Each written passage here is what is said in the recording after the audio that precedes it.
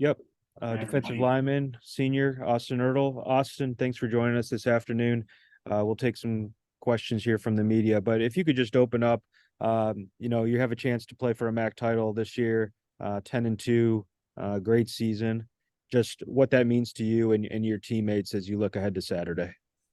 Yeah, obviously it means everything. I think when you work your whole life to something that and you put in all the effort that you put in, I think for it to come to this is kind of what you do everything for, like the 5 a.m. workouts, the off season, spring ball, fall camp, getting up at 5 a.m., working till 8 p.m. at night, like all that work comes to this. Like this is what you work for every time. I mean, when you're in the off season, you make your goals. This is a big goal you want. You want to be in the MAC championship and you want to be playing for a championship. There aren't many teams that can do that. I remember I was a freshman in 19 when we were there. I mean, I played like a couple snaps in the game, but still like just being a part of that, and having a bigger role now this time around is, everything for me. And I think that, for the team, it's everything that we work for. I mean, going into this game, having played Toledo and being the underdogs again, I think it's the mindset that we want. We want to be the underdogs, where we kind of have that mentality as a team. We've always had that mentality, and that's kind of how we're going into it. Awesome. Thank you. And if you have a question for Austin, please use the raise hand feature. First, we'll go to Jack here. Jack, go ahead when you're ready. Hey, Austin, could you just go a little more into what it's like? You played in this game as a freshman, didn't have a huge role on the team, and now you're one of the team's leaders, one of the mainstays on that defense. Yeah, I think that, when I was there in 19, it's kind of, just surreal for you. I think for a lot of people that that's what our message is this week for a lot of people, is trying to teach them what it's going to be like when you get there, because you don't know if you haven't been there. It's surreal. You're in an NFL stadium, which obviously some people have played in, but you're in an NFL stadium. It's, a dome, and there's all this buzz going around you. I don't think I've played in a game where there's more Miami fans than there was in 19.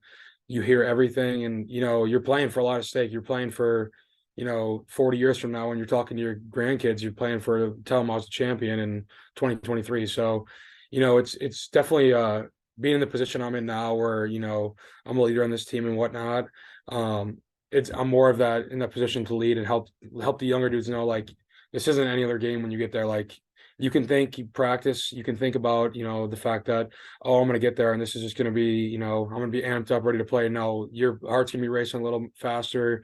Your heart's going to be bumping faster. And, you just got to calm your nerves down and, go play ball, do what you do, and, see what the outcome is at the end.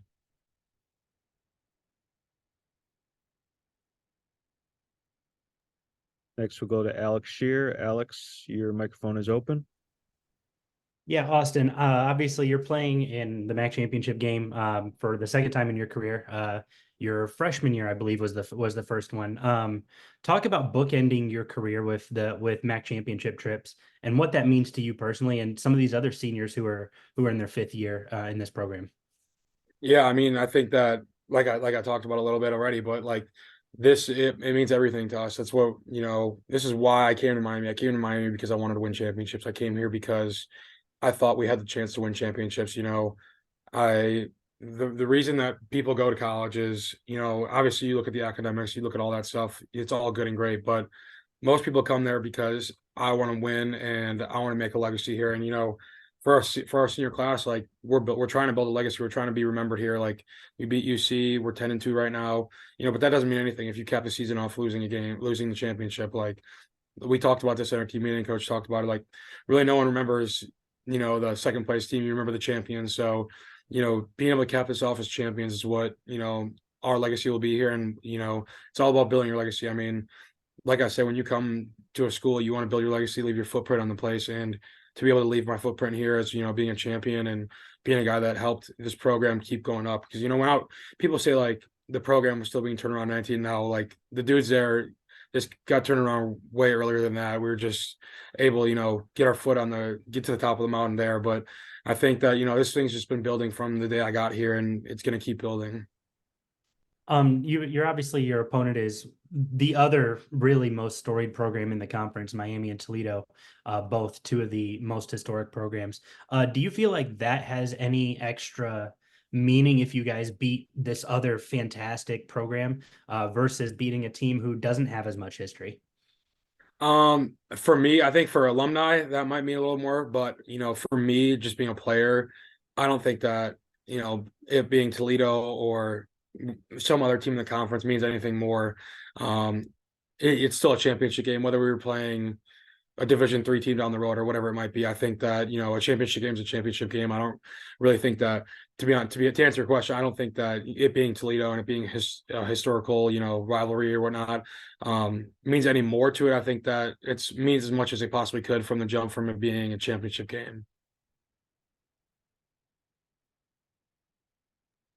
Any other questions for Austin? If so, use the raise hand feature. Got one from Chris Vogt. Chris, go ahead when you're ready. Yeah. Hey, Chris Vogt, Journal News. Looking to kind of get an answer on, your reaction to Brett's injury and the adjustment that's been made with Avion going through there.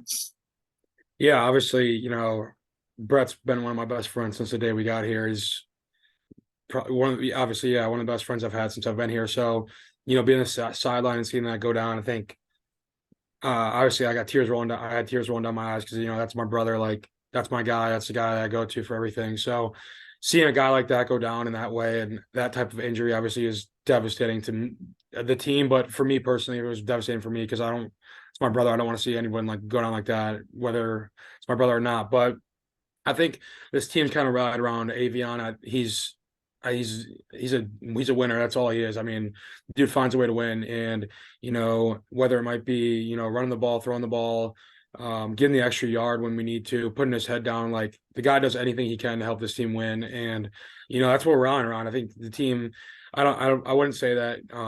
Obviously, yeah, we've run the ball or whatever. You could say a little more, but I think from the defensive perspective, I think it's the same thing. Obviously, keep the points down, whatever that looks like. I mean, we gave up 270 yards last week and held them to 15 points. So, I think that when it comes to Avion, just rallying behind him, showing him he showed us since last year that he's a winner. He's a dude that is going to come here and win. So I think just being right there with him, locked arms, and going out there together is all we can do. Yeah, Austin. Chris, I might have cut you off if you have another question. Here, hold on.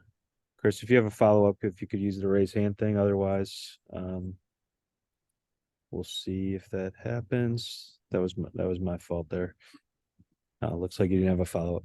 All right, Austin. Well, I want to thank you for your time this afternoon. We will see you up here in Detroit, and best of luck to you this weekend. Appreciate it. Thank you.